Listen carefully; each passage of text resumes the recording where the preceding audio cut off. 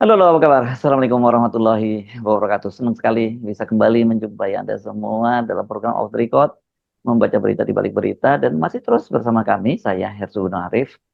Dan saya Agi Beta, senang sekali menjumpai teman-teman semua. Yes, oke. Bagi ini perkembangannya makin menarik. Apa boleh buat kita mesti ngomongin keluarga Solo, tapi kita lihat sekarang ke Polda dulu ya, Mhm. Mbak, ke Polda Metro Jaya Ya, berkaitan dengan mhm, trio RRT itu yang mereka ini betul. kan sudah dijadikan tersangka dan berkasnya pun sudah dilimpahkan ke Mhm, kejaksaan, ya Kejaksaan Tinggi, dan betul. biasanya namanya itu kalau nanti itu dianggap sudah lengkap itu namanya P21 ya. Ini tapi karena ini Betul. P21 itu artinya sudah siap dilimpahkan ke Mhm, pengadilan, jadi artinya akan segera mhm, diadili. Dan kalau sekarang dikembalikan itu namanya P19.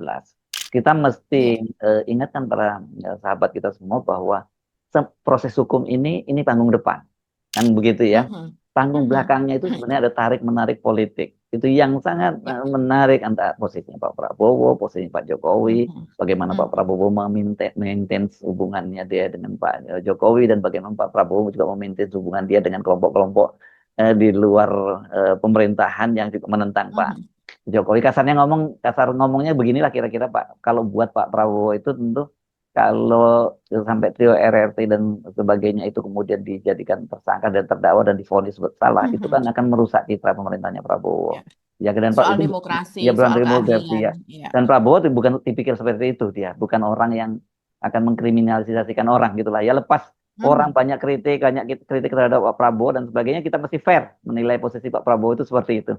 Ya. betul, dalam hal Dan, ini, ya, iya. kita lihat kan buktinya apa? Dalam kasus Tom Lembong, dalam kasus dengan Hasto. Oke, kalau Mhm, Hasto mungkin Pak ada kepentingan politik dengan Bu Megawati mhm, karena Pak Prabowo ingin merangkul Ibu Megawati, karena bagaimanapun kan sekarang itu hasilnya bahwa PDIP itu di sekarang setengah oposisi di luar pemerintahan, tapi tidak juga ini pemerintahan itu. Tapi dalam kasus Thomas Lembong itu kan itu bukti bahwa Pak Prabowo nggak peduli yang kayak gitu-gitu. Dia rivalitasnya dengan Anies, dia sempat marah, dinilai 10 mhm, dari 11 dan sebagainya gitu. Dan Thomas Lembong ini nanti kalau dibebaskan kan itu akan jadi potensi tulang punggungnya Anies yang akan jadi kompetitornya Pak Prabowo. Pak, mhm, Pak Prabowo yang gitu-gitu nggak peduli dia, gitu kan, buat dia ya, mhm, dia tetap keluarkan. mhm. Jadi dari situ kita bisa ngomong bahwa posisi Pak Prabowo itu beda, memang seperti itu.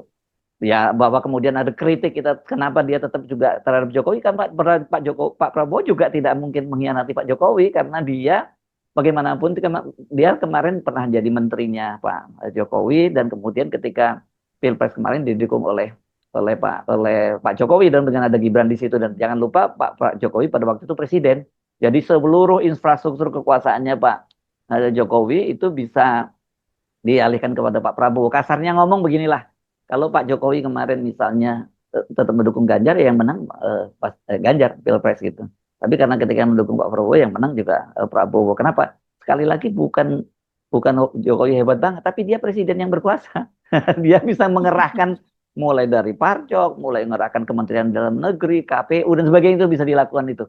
Kira-kira posisinya untuk melihat kasus itu, kenapa saya tadi menyebutkan panggung depannya itu adalah hukum, tapi panggung belakangnya itu politik, itu yang menjadikan. Kira-kira begitu ya Mbak Agia. Kita mulai diskusi Iya. supaya teman-teman kita posisinya sama dalam memahami situasi kan gitu.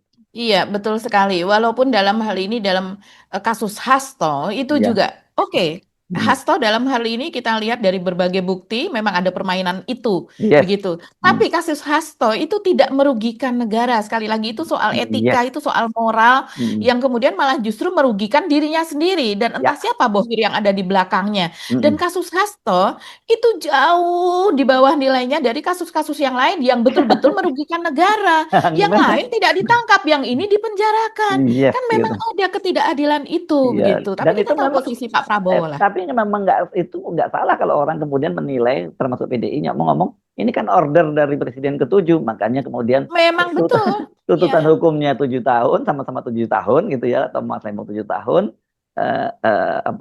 Hasto juga 7 tahun, cuman kan Thomas Lembong 4,5 tahun kenanya ya, dan kemudian Hasto betul. kenanya 3,5 tahun. Jadi ini petanya Dan memang, mereka melawan Presiden ke-7. iya Jadi sih. angka keramat 7 itu. Jadi kalau ini memang agak bulat ini anunya, apa, peta politiknya seperti itu gitu. Tapi itulah situasinya Pak Prabowo seperti itu, yang kemudian dia harus bersikap. dia merasa ditinggalkan oleh teman-temannya yang dulu mendukung dia gara-gara dengan Jokowi, tapi dia juga tidak mau berkhianat pada Jokowi, kan kira-kira gitu anunya posisinya. Iya, Pak. iya, Iya. iya betul. Tapi Mm-mm. saat ini Pak Prabowo, kalau seandainya Anda melihat ini, mendengarkan ini, Mm-mm. Anda harus memikirkan ulang soal kesetiaan kepada Jokowi itu. Itu kan, ya, karena walau Asik. bagaimanapun ini perusak, perusak betul sampai ke anak-anaknya dan mereka merencanakan untuk merusak ini sampai tahun-tahun ke depan Yes. dengan merencanakan anaknya untuk terus menjadi dinasti dari Solo tersebut yang kita tahu. Stop sebentar sampai Kita di sudah, situ. Stop, ya. saya cuma ingin mengingatkan lagi adalah pernyataan Mbak Agi kemarin, yang Mbak Agi kelihatannya menduga, kelihatannya lihat situasi Pak Jokowi tertekan, Gibran tertekan, ini Kaisang kelihatannya kartu yang mungkin akan menjadi skoci dari Hmm, Gibran. Andai kata Gibran, nanti akan kita bahas kenapa Gibran kemungkinan betul. peluangnya itu ya, kenapa Gibran kelihatannya mungkin nggak bisa maju pada Pilpres 2029, 2029, Gibran itu bisa jadi presiden kalau dia menggantikan Pak Prabowo di tengah jalan. Tapi kalau Ya. dia nanti maju lagi kepada 2029, dokumen apa yang akan dia serahkan Iya, kepada KPU itu? Kenapa kalau dia kemudian ternyata menyerahkan misalnya tiba-tiba kan dia bisa diatur lah, dia dapat apa namanya Pak, C apa paket C, ya paket paket Oh, C ya paket saya C. masih. Mhm. Orang kan dan itu resmi berarti sah paket C itu bisa untuk mengajukan jadi calon presiden atau wakil presiden. Nah kalau gitu kemarin dia dokumennya pakai apa? Kan itu kan jadi dilematis Betul, situasi ya. betul, Ya betul. itu makanya Mhm. kemudian nanti kita juga bahas bagaimana Roy Suryo, dan saya juga kan teman-teman di Sydney itu banyak sekali teman-teman saya yang teman-teman kita gitu Mbak Agi yang selalu mensupport berita kan, Mhm. kemudian ada Roy Suryo membocorkan ada tim Wapres yang udah berangkat ke sana, mau diapain gitu di, di insert itu, mau emang bisa dimainin kayak KPU di Indonesia, nggak bisa lah kalau insert mau di ya. Iya, tapi kita juga tahu Mas Hersu ya, ada kalau seandainya ada kompensasi yang menjanjikan kompensasi gula-gula begitu ya, Hmm, yang memang menggiurkan ya bisa saja Mas Hersu, hmm, hmm, bisa saja seperti itu diatur begitu. Tapi dalam hal ini seperti yang diklaim dari Roy Suryo, yang ini kan dikatakan di depan sebuah acara begitu ya, di sebuah acara yang tersiar secara publik juga disiarkan secara langsung kemarin ya. Dan dia mengatakan bahwa ini info A1, dia mengatakan begitu. Karena dia mendapatkan info ini juga dari teman-teman di Sydney.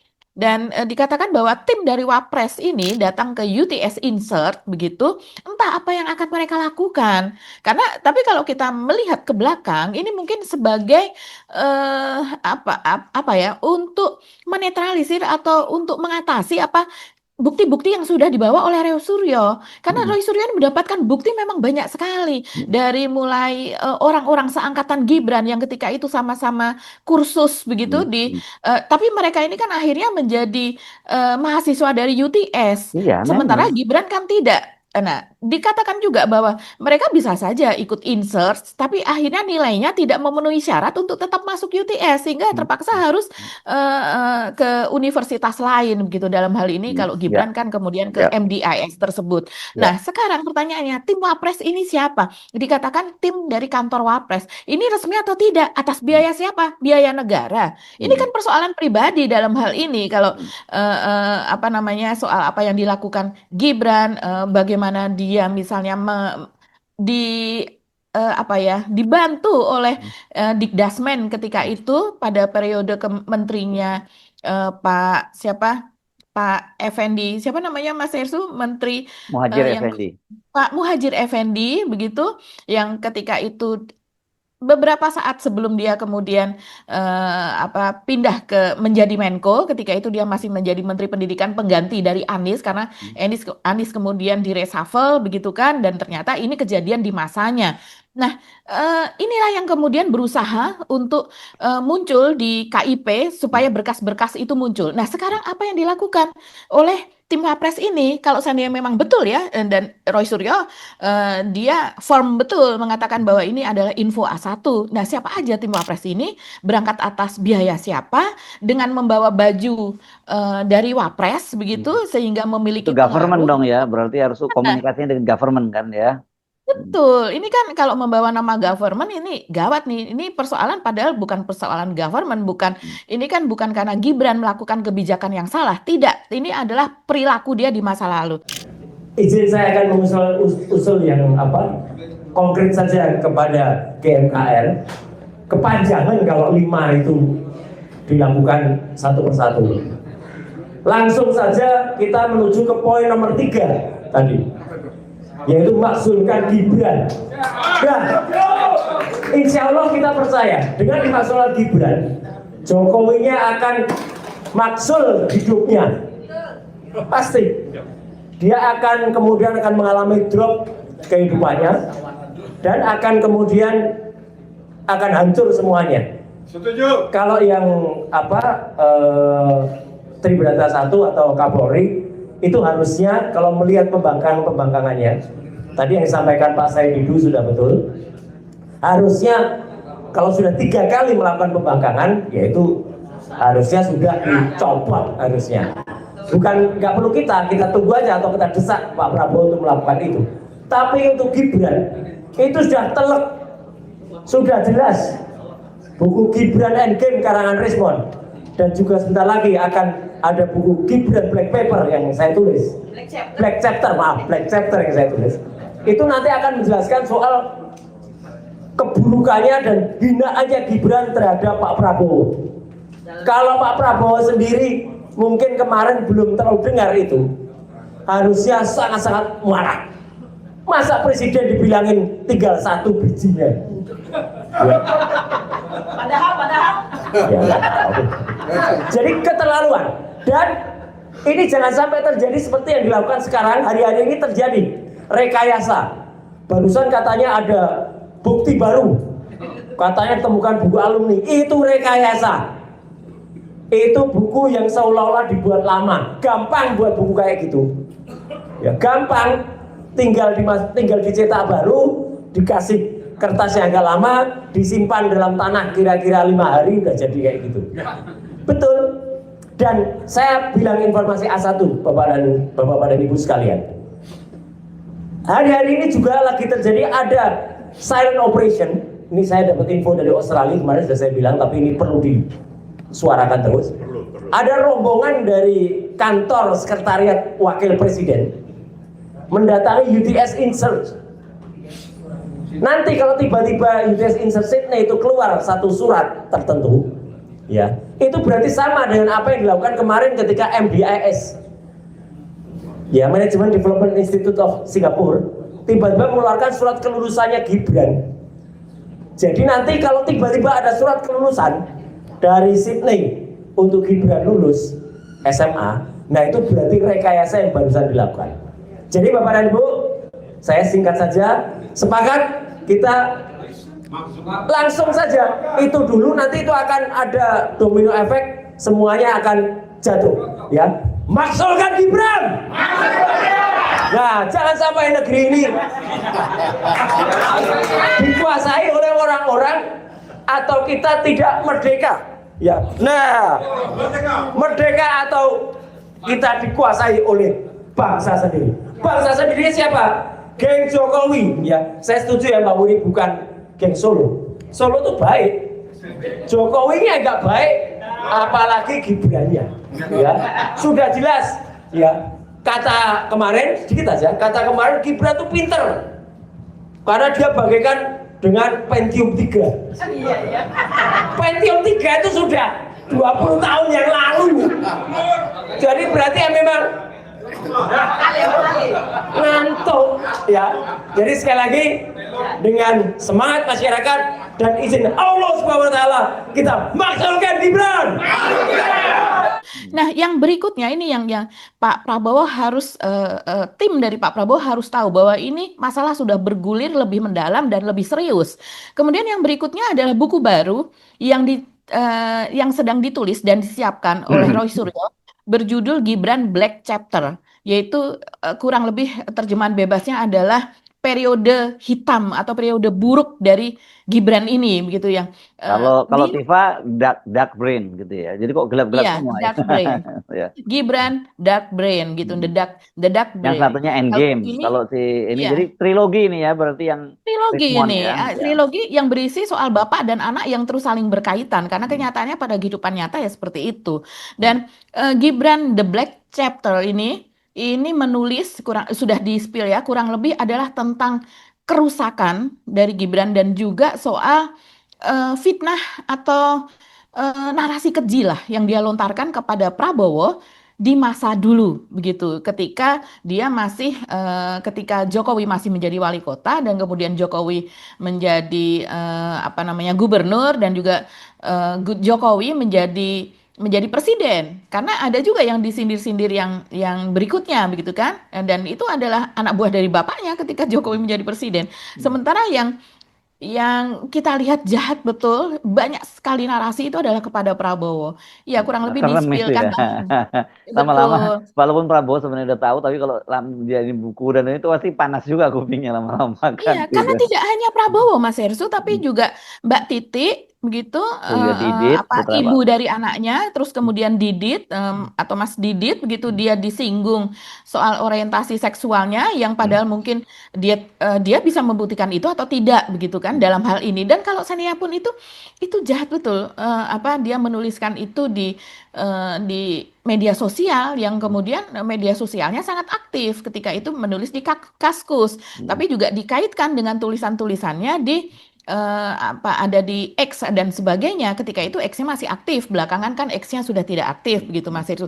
Nah, kurang lebih isi dari buku Roy Suryo yang akan segera terbit itu adalah itu. Jadi apa yang dikatakan oleh Fufu Fafa yang diyakini Roy Suryo sebagai 99,9% akan dikupas semua di situ dan saya yakin Roy Suryo ini memang memiliki dari sekitar 5.000 unggahan yang banyak juga kalimat-kalimat tidak senonoh gitu ya, kalimat-kalimat yang ajaib soal mohon maaf soal payudara artis lah, soal apa sebutan kelamin, soal banyak sekali di situ itu yang akan dituliskan oleh Roy Suryo. Bayangkan ini buku akan menjadi seperti apa dan kalau seandainya ada yang menuntut pembuktian, Roy Suryo malah seneng. Ini kan parahnya di situ. Buku itu berisi soal apa yang sudah terjadi, keburukan Gibran dan juga soal fitnah-fitnahnya kepada antara lain kepada Prabowo, selain juga kepada yang lain kan ada soal JK, ada soal yang lainnya juga, soal SBY, dia ngomong apa dan sebagainya. Nah, ini yang kemudian polisi tidak berani untuk menerima laporan. Ketika itu kan ada laporan dari Termul begitu yang melaporkan Roy Suryo karena dugaannya dia soal Gibran adalah sama dengan Fufafa begitu 99,9%, tapi laporan itu dianggap tidak memenuhi barbuknya atau barang buktinya itu tidak memenuhi syarat sehingga kemudian tidak bisa diterima. Ya, saya rasa ini bukan tidak bisa diterima, tapi memang kepolisian pun sudah tahu ini siapa pelakunya. Bahkan saya baru ingat nih, berapa hari yang lalu itu di Rakyat Bersuara itu kan juga Rustam Effendi, Mas Hersu, itu kan juga melaporkan Andi Aswan. Andi Aswan ini akhir-akhir ini sangat-sangat aktif. Jadi dia bolak-balik ke Solo, apalagi kemarin ada Rakernas PSI di Makassar, begitu dia terus ada di sana juga mendampingi Jokowi apa dan sebagainya. Jadi ini memang jubirnya Jokowi, ini firm sekali. Jubirnya Penggantian ya sekarang Jokowi, berarti ganti Sylvester seperti ini sekarang dia ini ya. iya menggantikan Sylvester, Hmm. yang entah Sylvester ini sekarang ada di mana begitu. Di Terus Antartika kemudian, mungkin. Hmm. ya, ya, ada juga Agri Fanani yang kita tahu ini bahasanya buruk sekali, narasi fitnahnya luar biasa. Di akunnya ini salah satu YouTuber senior, YouTuber Nusantara senior, Mas Hersu, yang narasi-narasinya sangat-sangat ajaib begitu ya, begitu juga dengan isi dari konten-konten YouTube-nya itu ternyata pada beberapa unggahan PSI, ya memang dia ada di depan. Ini termasuk orang yang ujung tombak lah dari PSI itu begitu. Apa untuk memengaruhi opini masyarakat. Ini ngeri betul. Nah, coba kita lihat selain itu tadi begitu soal buku, soal tim Wapres yang pergi ke UTS Insert dan kemudian juga usulan dari Raul Suryo soal kalau sudah seperti ini begitu dan sudah terlalu banyak bukti, maka sebaiknya pemerintah membuat tim pencari fakta. Karena ini sudah simpang siur, sudah pembelahan ini makin-makin menjadi-jadi begitu Mas Hersu. Kontra narasi juga makin menjadi-jadi dan mengusulkan supaya ini mau nggak mau ujungnya adalah makzulkan Gibran. Dan saya lihat juga para purnawirawan TNI, ada juga yang polisi begitu ya, yang tergabung dalam apa namanya eh yang ketika itu sowan kepada Pak Tri sempat apa dan sebagainya itu sekarang juga sudah mulai bergerak lagi untuk tuntutan memakzulkan Gibran. Jadi saat ini memang keluarga Jokowi ini memang terpojok betul Yes, posisinya. betul. Belum Nah, lagi CLS ini oh terus-menerus ya, dan kemarin saksi dari pihak Jokowi blunder seblunder-blundernya kenapa Mbak? ini Nah, saya luar nggak biasa. ngikutin tuh. Yang di CLS yang saksinya Jokowi apa? Saya tidak terlalu detail mengikuti karena fokus dengan hal-hal yang lain. Iya, Mas Edu ini terlalu banyak kejadian ya. Jadi Mm-mm. misalnya salah satu kan ada dua ya saksinya ini katanya teman Jokowi satu angkatan. Seperti misalnya membawa contekan. Mm. Jadi ketika ditanya soal ini soal itu dia baca dulu contekannya. Ini kan aneh. Mm. Seorang saksi itu kan spontan apa yang Mm. ada di dalam ingatan dia. Ya Mm. ini kemudian yang Apa perlu yang dia saksikan, apa yang dia dengar, dan itu seorang saksi apa yang dia lakukan itu kan di situ saksi. betul. Dan kemudian sekarang tidak hanya menyasar kepada ijazah saja. Kalau ijazah ini sepertinya Mm. Roy Suryo CS ini sudah firm begitu ya, mereka sudah kuat sekali. Nah, sekarang ini yang mereka persoalkan adalah juga transkrip nilai. Mm. Kita yang tahu soal apa misalnya ijazah S1 itu sekian SKS apa dan sebagainya. Kalau IPA biasanya segini, tapi ya tidak akan jauh-jauh lah, nggak akan lebih dari 170 begitu. Mm. Begitu juga soal apa skripsinya begitu yang skripsinya itu ditandatanganinya juga aneh yang kemudian juga tulisannya apa dan sebagainya aneh dan ditengarai juga Mas Hersu itu kertasnya itu memang berbeda jadi berbeda dari milik milik alumni dari UGM yang lainnya jadi Mm. kertas yang dipakai Jokowi berbeda apalagi Apa sekarang ini memang kira-kira UGM dulu udah tahu bahwa Pak Jokowi itu mau jadi presiden, jadi diistimewakan gitu, dibuat berbeda gitu ya Mbak ya? Kira-kira apa gitu ya? iya, kalau saya sih yakin, saya pribadi ya, yakin Mm. Pak Jokowi memang kuliah di UGM. Tapi apakah Iya, dia lulus sampai S1 atau tidak? iya, Itu loh iya, pertanyaannya, iya, iya. begitu. Dan sebetulnya dia tanpa membuat misalnya terbukti misalnya ini ijazahnya palsu atau apanya direka-reka di karang-karang. Tanpa itu pun dia tetap bisa daftar menjadi presiden. Tapi memang dengan ijazah SMA. Mm. Sementara yang kita ketahui dari teman-teman ya, teman-teman yang dekat dengan Pak Jokowi yang kala itu ikut mengusung Jokowi ke Jakarta juga bercerita kepada saya, memang ada narasi Jokowi ini supaya terpilih apa dan sebagainya, dia harus dicitrakan itu mirip dengan Soekarno. Iya, Soekarno itu insinyur, iya, begitu. iya. Jadi Jokowi ini juga harus ditonjolkan insinyurnya. Nah, apakah itu alasannya? Itu kan menjadi pertanyaan besar, Mas Ersu. Iya, Apalagi saya sekarang dengar cerita itu juga ya. itu Dengar, dengar itu juga dengar ya. cerita ya. Iya. Pertemuannya kalau nggak salah katanya di kawasan Cipet, bukan dia apa, jalan ke arah Cilandak sana itu ada dia ada katanya di situ Jalan Raya pertemuan. Fatmawati. Iya ya Jalan Ratna Mati ya. Ya saya dengar juga cerita itu. Oke, tapi kan itu Iya. kita belum tentu kita belum ini ya punya fakta tapi orang itu mengaku dia hadir di situ begitu ya dan salah satu yang Gitu. hadir sekarang jadi pejabat di pemerintahan kan gitu ya Mbak. Hmm.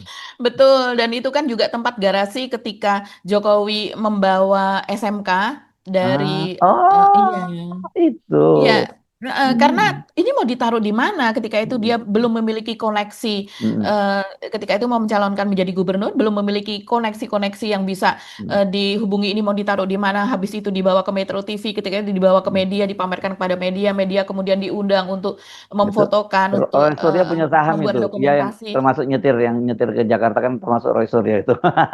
Nah, betul Raul Suryo ketika itu juga masih mendukung Jokowi karena termasuk salah satu yang terkelabui lah ketika itu dengan Terkiwir-kiwir. Ya kesederhanaannya, gitu gitu banyak. terkiwir-kiwir banyak yang seperti itu ya. Dan di Fatmawi itu salah satunya ditaruh di situ dulu SMK-nya gitu. Jadi memang orang-orang banyak yang ketika itu melihat Jokowi itu something ya. Pemimpin yang dinantikan dari orang yang sederhana, pasti genuine, Satrio pasti dia Piningit lah tidak ini akan kalau orang Jawa. korupsi. Ya. Iya, betul.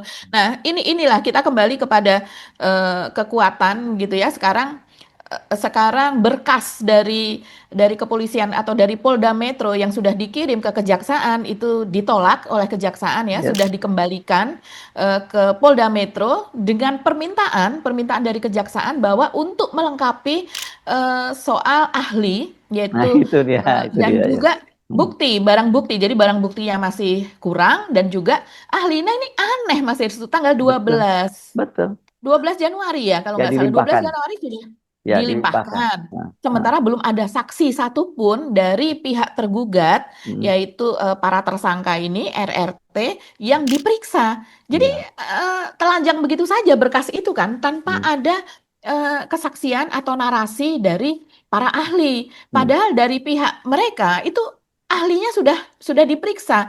Jadi kan ini timpang kan. iya, Dan iya, kita sebenarnya sudah menduga bahwa ini pasti akan dikembalikan, pasti akan P19 begitu. Tapi mm. kan ini memalukan juga hal seperti Iya, ini gitu. nah, Ini iya, perintah siapa sehingga terburu-buru harus segera iya. berkas itu diserahkan kepada kejaksaan Memang, supaya ya, segera iya. dibuka sidang pengadilannya. Ya, memang itu benar Anda yang sampaikan tadi itu yang soal belum diperiksa saksi ahli dari tersangka, sudah dikirim ke kejaksaan, itu kelihatannya ada yang mempreser, tapi yang mempreser itu berarti dia panik kan begitu, karena kau nggak bisa ngitung. Dan kenapa penyidiknya juga mestinya memberikan penjelasan dong bahwa ini saksi ahlinya belum diperiksa, karena saya ingat Pak Bung Rocky Gerung itu baru diperiksa Mhm. tanggal 27 Iya. Januari. Sebelumnya ada 3 orang profesor yang diperiksa. Profesor Zainal Iya. Mutakin, ahli neurologi ya, kalau nggak salah, atau ahli Iya. saraf lah dari sana, dari Undip. Kemudian Toto, siapa Mbak? Profesor juga Toto, Tot- ahli Toto Saksono, Toto, ya, Tono Tono Saksono. Saksono, ahli Iya. penginderaan jarak jauh yang juga lulusan dari Mhm. UGM kan gitu, seniornya Pak Jokowi. Terus kemudian ada Mhm. yang juga yang menarik ini, Profesor Henry Henry Subiakto. Subiakto ini dulu pendukung berat dari Pak Jokowi. Ini dulu ya ketika Sangat. ya ketika dia jadi pejabat di apa di Kominfo ya, dan dia ini Betul. memang ketua panja untuk panitia kerjanya di Kominfo untuk Undang-Undang ITE. Jadi tahu betul dia Betul. bagaimana Mhm. Undang-Undang ITE itu disusun, bagaimana suasana kebatinan waktu menyusun Undang-Undang ITE itu tidak Mhm. dimaksudkan untuk menjerat orang-orang seperti ini gitu loh. Itu Iya, bukan untuk transaksi pidana seperti ya, ini. transaksi Ya. elektronik itu kan gitu. Jadi itu yang jadi menarik. Jadi banyak orang balik badan. Jadi Roy Suryo balik badan juga jauh lebih duluan. Jadi kalau Mhm. Profesor Henry baru itu dia baru balik badannya terakhir, dan sangat gigih. Itu yang menariknya itu kan Sangat dia gigih. sekarang Yang apa dulu dia menyembunyikan, sekarang semuanya dikeluarkan itu Mas Ersu. penebusan dosa lah gitu ya, mungkin dianggap kan. Saya baca itu memang komentar-komentar dari Valentino. Ini kan dulu termol. Ya, tapi saya bilang kan manusia, Tuhan aja kan kalau orang bertobat dimaafkan, masa kita nggak maafkan kan gitu ya. Betul, Nah, itu betul, itu betul. jadi memang aneh, dan kita udah bisa menduga bahwa nanti pasti akan dikembalikan. Itu Mhm. saya yang terbukti begitu kan, orang saksi-saksi yang belum diperiksa kok udah berkasnya itu menunjukkan situasi Aneh tadi. sekali. Ya, Iya, dan saya kira mungkin polisi udah bilang, capek gue daripada di pressure gue kirim aja deh, pasti nanti juga dibalikin gitu. Tapi kan ini menyangkut kredibilitas dari lembaga kepolisian juga kan sebenarnya kalau betul. macam itu Mhm. gitu ya. Tapi Mhm. apa boleh buat Mbak, karena ini permainan level atas, bukan bukan Iya, permainan iya. para penyidik lah. Penyidik ini kan Mhm. hanya melaksanakan saja gitu. Nah, itu Mas Ersu tadi saya belum selesai ya. Hmm. Yang saya ceritakan saya melihat Hmm. sebuah drama di panggung rakyat bersuara, yaitu ketika Rustam Effendi itu Hmm. dan pengacaranya yaitu Abdul Ghafur Dapur Sengaji. Sangaji, Oh, ini anak ya, anak dia muda cerdas ini ya, anak muda bagus banget cerdas ini. sekali Iya, iya. kata-katanya Oh, iya. terstruktur, kalimatnya apalagi kalau menghadapi termul-termul itu kelihatan Hmm. betul Levelnya mana intelek mana levelnya yang jauh tidak. banget ya, iya, iya. Hmm. Ya, Ya. dia menceritakan bagaimana dia terus kemudian bersama Rustam Effendi, ada juga Roy Suryoapa dan sebagainya, ketika itu melaporkan Hmm. Andi Aswan dan juga Joshua Sinambela itu untuk kasus ITE juga, yaitu bahwa mereka mengklaim bahwa terutama Andi Aswan itu kan dia membawa ketika itu hasil scan yang diklaim sebagai scan asli dari ijazah Jokowi, Hmm. yang ternyata terungkap di panggung di atas eh, panggung rakyat bersuara langsung dibuka oleh Ray Suryo. Ini sama dengan yang diunggah oleh Dian Sandi Utama, kader PSI itu. Hmm. Cuma di scan ulang atau di apa namanya, di copy ulang begitu dengan sudut yang berbeda sehingga penampakannya agak berbeda, seolah-olah itu adalah ijazah yang lain gitu yang ditampakkan, karena sebelumnya dikatakan ini yang asli, yang seolah-olah ingin mengklaim bahwa berbeda dengan Hmm. yang diunggah oleh Dian Sandi Utama. Hmm. Nah, itulah yang kemudian diklaim sebagai hoax begitu, karena di situ pun juga penontonnya itu juga hingar-bingar ketika itu ya, ketika akhirnya Roy Suryo tertawa karena ketahuan, bahkan Joshua Sinambela tidak mau memakai salinan ijazah yang dibawa oleh Andi Aswan untuk dibahas begitu, untuk diteliti. Loh, kenapa tidak mau? Itu kan teman sendiri, kenapa Anda tidak mau membahas itu? Ya, dia dengan berbagai alasan dia tetap membahas yang milik Dian Sadi Utama begitu. Jadi ini mereka dilaporkan dan ternyata berdasarkan kesaksian dari atau pernyataan dari Abdul Ghafur Sangaji itu, dia menceritakan bahwa tidak berani menerima laporan tersebut dengan alasan instruksi dari atas. Jadi ketika Oh, diberikan barang bukti, dilaporkan itu, jadi ketika Andi Aswan dan Joshua Sinambela ya, dilaporkan, penyidiknya nggak berani menerima. nggak berani menerima. Ini Oh, ada rentetannya, kronologisnya diceritakan secara gamblang, Mas Hersu. Bagaimana tidak berani menerima, padahal sudah dibawa barang buktinya, kronologisnya apa dan sebagainya, tempusnya, lokasi kejadiannya apa, semuanya sudah lengkap. Dia menelpon, saya mau menelpon, dan kemudian dikatakan saya tidak berani menerima ini. Loh, kenapa? Karena ada instruksi dari atas. Yang tadinya alasannya adalah barang bukti tidak cukup apa dan sebagainya, karena ini masih dugaan. Yang namanya melaporkan pasti masih dugaan. Nanti kan pembuktiannya ada di pengadilan gitu. Nah, tapi kemudian eh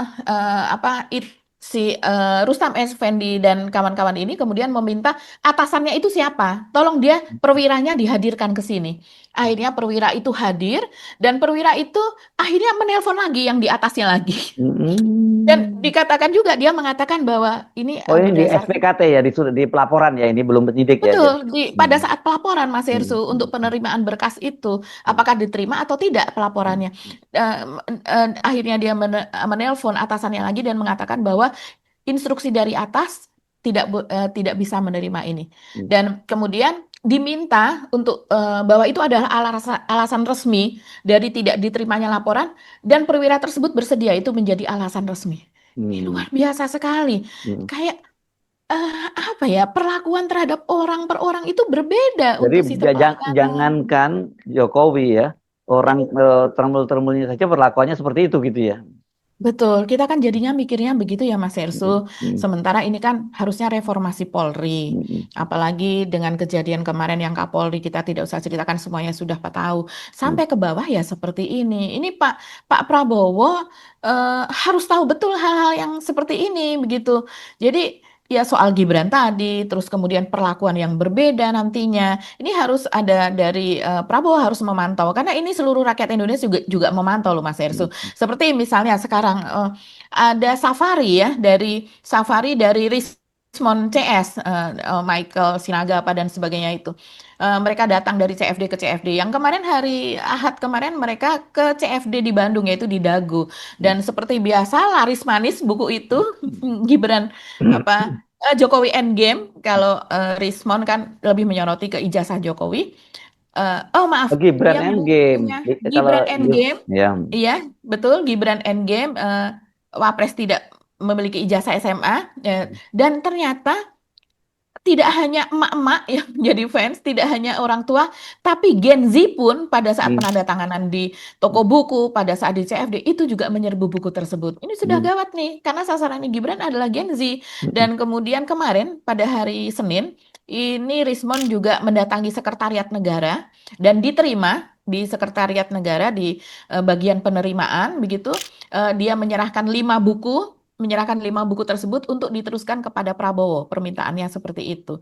Memberikan buku Gibran Endgame, Wapres tak lulus SMA, kepada Presiden Prabowo Subianto lewat Kementerian Sekretariat Negara.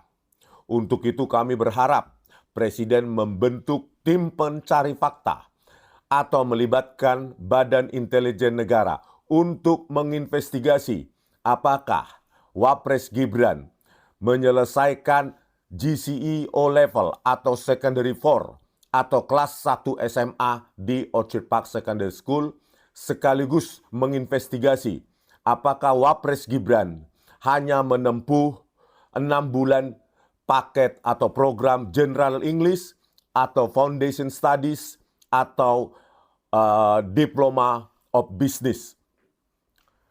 Presiden Prabowo Subianto juga perlu menginvestigasi bagaimana surat keterangan penyetaraan SMA Gibran atau SMK Peminatan Akuntansi dan Keuangan itu diterbitkan berdasarkan kajian akademik atas anatomi atau struktur kurikulum, silabus maupun learning outcomes maupun profile outcomes.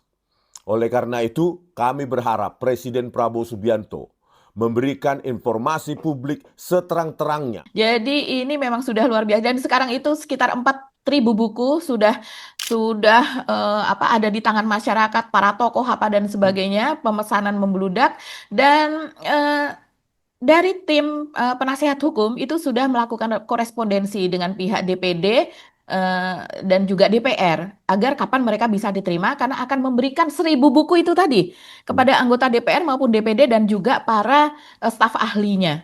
Ini Nah, 1.000 ini tinggal buku menunggu yang waktunya. 1.000 buku yang diborong oleh donatur yang waktu yang lalu Mbak Agi sebutkan, bukan? Oh bukan, ini lain lagi. Yang waktu itu memang untuk di CFD memberikan sekian juta begitu ya, yang kemudian bukunya bisa dibagikan secara gratis begitu. Nah, sementara kalau yang untuk di DPR dan DPD itu saya melihat memang ada penggalangan donasi khusus dari masyarakat supaya meringankan untuk pencetakan 1.000 buku tersebut. Dan ternyata ini sekarang sudah siap 1.000 buku tersebut untuk kemudian untuk disebarkan di DPD dan juga DPR. Supaya mereka membaca ini bukti-buktinya ilmiah atau tidak. Kan yang dipersoalkan ini Mas Hersu, pembuktiannya, apakah yang ditulis ini apakah mereka memang melakukan fitnah, mereka memang melakukan hoax begitu ya, lewat yang kemudian dijerat melalui Undang-Undang ITE. Kan ini yang harus dibuktikan, soal ijazah Jokowi dan juga soal ijazah Gibran, yang diduga ya Gibran hanya sampai kelas 10 alias kelas 1 SMA, tidak memiliki ijazah SMA. Ya mau diapain Mbak, susah karena katakan memang ada beberapa versi kan ijazahnya Gibran, dia ada di Setnek, ada di KPU, tapi ada juga orang nyebutnya yang disebut di antara gitu ya, tapi itu kan bukan acara, tapi yang kita rujuk ya KPU lah, ya bukan Setnek kan, bukan pendaftaran. Itu kan jelas ya tahun 2002 sampai 2004 di Part Secondary, di Orchard Part Secondary ya Mbak ya. Kemudian 2004 sampai 2007 dia UTS Inter, dan itulah yang kemudian menjadi dasar dari Kemendikdasmen pada waktu Dirjen Kemendikdasmen ya, memberikan pengakuan setara dengan peminatan bidang akuntansi ya kalau nggak salah ya, keuangan dan bisnis atau apa gitu namanya pada waktu itu, karena itu dia sudah menempuh pendidikan grade 12 di Australia. Di Australia nggak ada istilah grade 12, yang ada year 12. Dan kemudian pada waktu eranya Gibran itu hanya ada 2 di UTS itu. Yang satu gampangnya kita sebut bimbel untuk mendapatkan IELTS supaya sesuai dengan IELTS-nya atau TOEFL lah, orang mungkin baca juga mana TOEFL-nya, standar kemampuan bahasa Inggrisnya bisa masuk ke UTS kan gitu ya, University Technology of Sydney ya Mbak ya, ini namanya ya. Ya itu satu, dan juga ada untuk mereka yang mau mendapatkan menjadi permanen residen di sana. Itu ada persyaratan untuk jadi permanen residen, jadi warga negara Australia itu harus bahasa Inggrisnya juga harus setara. Itu 2 sebenarnya diceritakan itu kan. Yang satu lagi pathway yang memang diakui untuk masuk di situ, dan itu nanti dia diakui kayak bisa langsung masuk ke UTS, itu level langsung tingkat 2, itu sudah dianggap sebagai tingkat 1 di situ. Sudah diploma 1 sudah terlampaui. Tapi dua-duanya itu tidak menyediakan ijazah SMA, karena kalau yang satu tadi itu nggak ada urusannya, itu mau nggak lulus SMA, mau lulus SMA bisa, karena itu kan untuk syaratnya 2 tadi kan. Terus kalau untuk ke UTS dia harus lulus SMA, tapi kalau untuk warga negara kan nggak harus urusan yang gitu. Ya kalau yang kedua ya pathway itu harus sudah lulus SMA gitu, baru Anda bisa masuk jalur pathway. Jadi menurut saya itu berat memang situasinya. Gimana mau diapain juga? Betul. Gotak-atik mau diapain? Terus kalau ada benar seperti kata Roy Suryo, ada tim wapres sana, terus lu mau ngapain? Gitu, mau ngatur-ngatur, awas lo ya, gua kriminalkan kalau lu nggak ini ya, kalau lu nggak ubah ini. Kan nggak mungkin juga. Kan gitu ya. Iya, makanya kata Roy Suryo kan hati-hati nanti kalau tiba-tiba ada surat keterangan Hmm, yang dikeluarkan, yang diklaim hmm, dikeluarkan oleh UTS Insert. hmm, Jadi ini jalan masih panjang. Tapi Mas Hersu tadi yang disebut soal Kaisang, terpojoknya keluarga Jokowi ini, bagaimana mereka harus sudah ada plan A, B, C, hmm, dan kemudian harus melakukan plan-plan yang lain karena situasi berubah dengan sangat cepat ya seperti terlihat kemarin yang Kaisang menangis di atas panggung itu dia sebelumnya memang mengatakan bahwa ya kemarin maksudnya adalah ayahnya kemarin ada yang sudah sanggup untuk keliling Indonesia untuk memenangkan PSI untuk bekerja mati-matian kemudian dia apa Ya namanya nangis lah melihat ya. Ya Anyeka. anak lah, namanya anak, lihat Iya, bapaknya udah sepuh, sakit, kok masih harus sakit, keliling jalan dibawa, ya tertatih-tatih, iya dikelilingin wajah Indonesia. bengkak, Ya berubah warnanya wajahnya maupun wajar, kulitnya, ya, tapi masih. ya wajar Ya, kalau dia sama kenapa Jokowi sampai berjanji dan sampai suara bergetar seperti itu kan pasti ada sesuatu di baliknya. Ya ini hajar terus-terusan dan makin terbuka boroknya itu Ya. tadi. Oke, bagi kita ketemu lagi ya dalam episode berikutnya. Selamat menjalani hari-hari Anda supaya tetap semangat, tetap sehat. Kami mohon pamit. Saya Sugeng Arif. Dan saya Gibeta, terima kasih atas perhatian teman-teman. Tetap semangat. Salam akal sehat. Salam Wassalamualaikum warahmatullahi wabarakatuh. Waalaikumsalam warahmatullahi wabarakatuh.